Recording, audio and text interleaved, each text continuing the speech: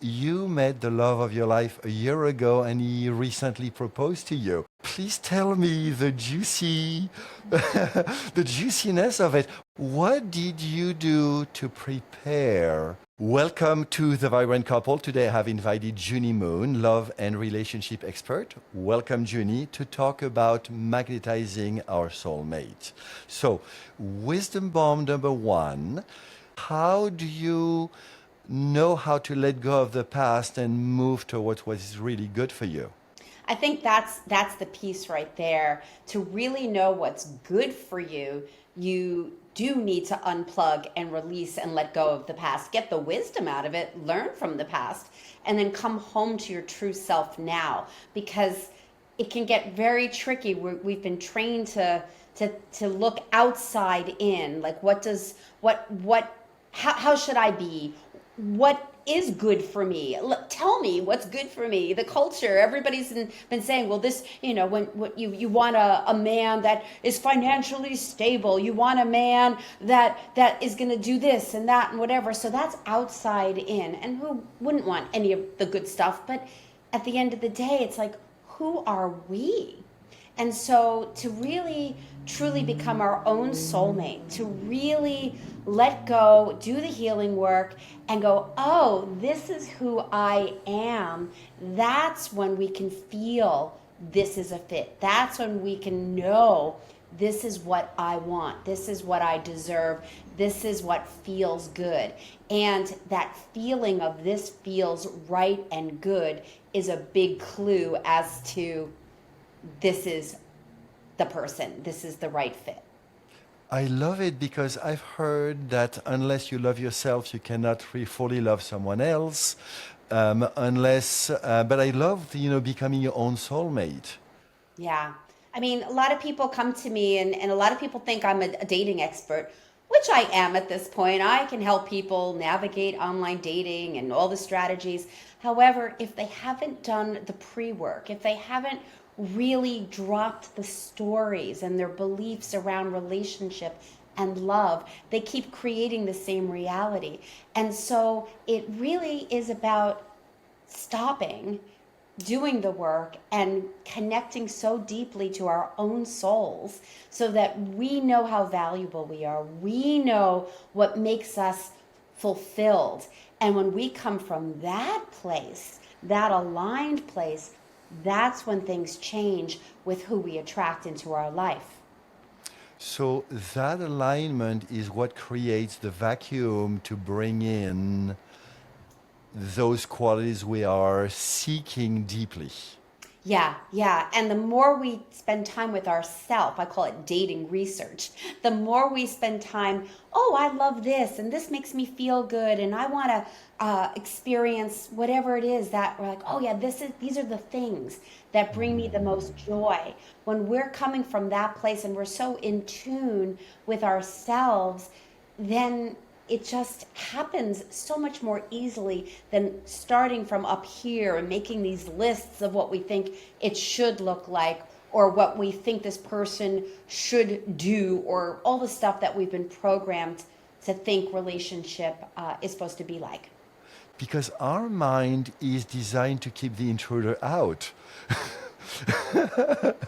And if we basically from story, it's more likely we have negative story. No, you are not the one I want. No, you are not the one I want. No, you're not the one I want. But we get from the feel, then we can relax.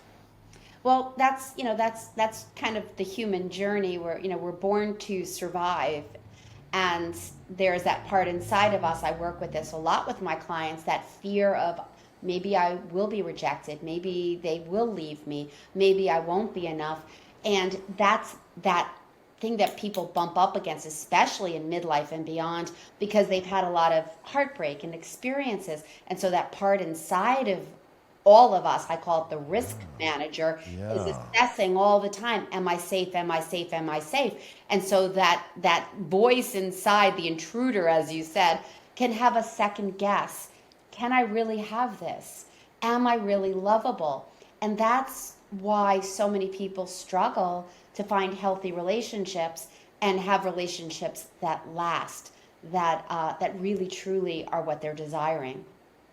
So, Junie, I invited you today because you met the love of your life a year ago and he recently proposed to you. So, instead of, being two professionals, please tell me the the juiciness of it. What did you do to prepare so that you did meet Michael? Yeah.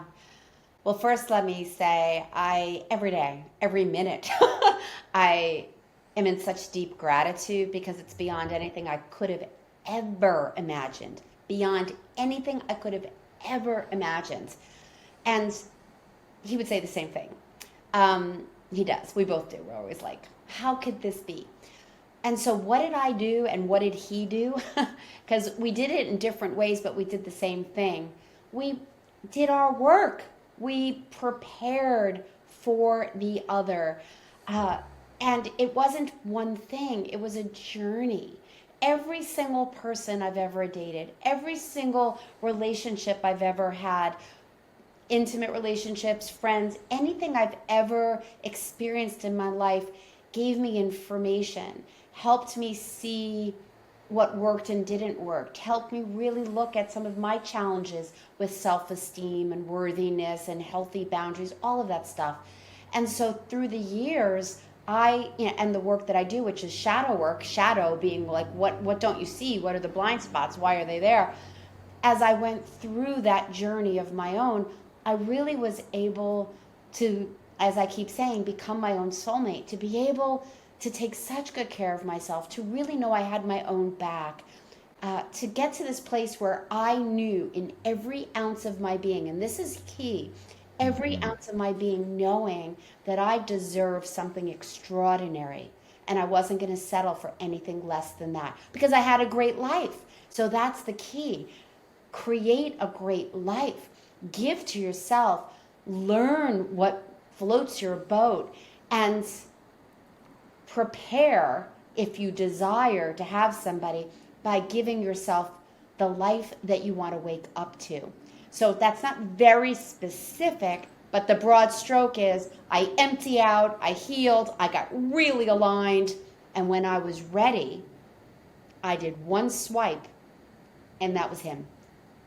And I remember you told me that you told the universe the day before, I'm doing one more swipe. Yeah. Are you ready? Well, it was interesting because I hadn't dated, I don't know, 6, 7, 8 months. I had, pitter pattered, met some really wonderful men, but they weren't my person because I know how to date well and because I've been helping all my clients find their right person. I know my stuff, so I really listened to my own friggin' advice. And I just stopped and I said, you know what? I had a lot on my plate. It isn't the best of times. I'm just going to have fun, love my single life, love my friends. But there was this, and I felt him coming. I really did. I felt him getting closer and closer.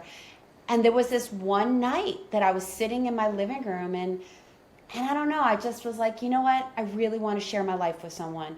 I have an extraordinary life and I would absolutely love to find that person.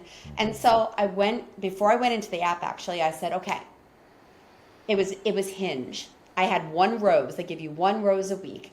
And I said, okay, I have one rose. I'm going to look and I will send that rose and I will only swipe once with that rose, only if I'm 100% sure, not 50% sure, not, he seems kind of nice. I wanted 100% sure that this person is somebody that's in my world. He had to say something in his profile. And he said a few things that made me go, huh, all right, you got my attention. Huh, wow, you really got my attention. And then the last prompt, which I will share with you, was what's the most important relationship to have in your life? And his answer was the one with yourself.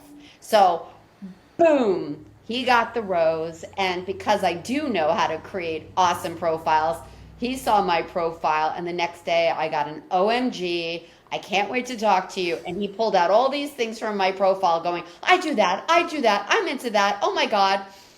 And yeah, the rest is history.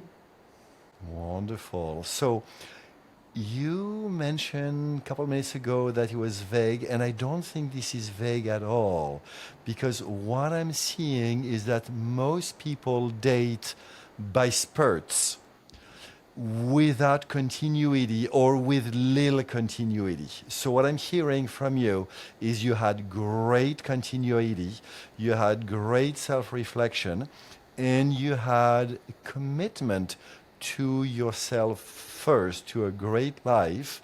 And then, when you no longer needed him, then he could show up, and then the two of you are going to get attached. That's normal human, but you get attached from a place of not needing him. Right. Two full humans coming together because we're not completing each other. We talk about this. We both had great lives. We came together whole. And now there's this new entity that we call a we. And Yeah. now our wholeness is like this huge, massive, whatever you want to call it. It's expansive. It's added to my already wholeness and vice versa. I do want to just also go back to what you said about the spontaneity, not the spontaneity, the continuity. Um, because I was continuing my journey. I was continuing my work, continuing to align and enjoy my life so that when I was ready, he would come much more quickly, which was literally minutes. Crazy. But I didn't date during that time. And there's so much out there around these are the best ways, these are the best strategies, do this, don't do that. And so, sometimes, yes, sticking to it and being consistent with the dating, that's a strategy for sure. Staying in it, learning, growing. And there's something to be said about taking some time because I got to that point where I was like, I'm meeting some great guys. I'm on the right track. I saw that. I was calling in some really interesting people, and my life needed a little time just for me. So I just invite everybody that's listening, watching, that keep listening to yourself and just keep working on your relationship with yourself and stay in the dating pool, if you will. But it's also okay to take some breaks because sometimes those breaks, that space gives you the opportunity to learn even more about yourself, and it speeds it up at the end. I grew up in France where we were way more connected to life and earth than we are in a crazy modern American world. And I call this fallow mode, where intentionally you say it's winter. There is no need to do anything. And then once in a while, every 7 years you change crops so that, our soil doesn't get depleted. Mm, So, and then you have a full year without crops so that the earth regenerates itself, with worms and all those things we hate as Americans, but are so important I love that to. metaphor. That is so, so important. Yeah, give the soil a chance. Otherwise, what's going to grow? Yeah, Yeah. I And love so from that fallow mode, you then refine your intuition. how we found each other is crazy, and yet it's not. And that's why we say the divine had a huge role in the timing, and I listened. Such a delightful conversation. If you want to be notified when I publish part two and part three, please hit the like button below, subscribe, and hit the bell. I guarantee juicy content. In the interim, here is the interview I did a year ago with Junie on Healthy Feminine. Here is an interview Junie did with Dr. Gray on finding healthy relationships, and two videos I made to bring men and women hope.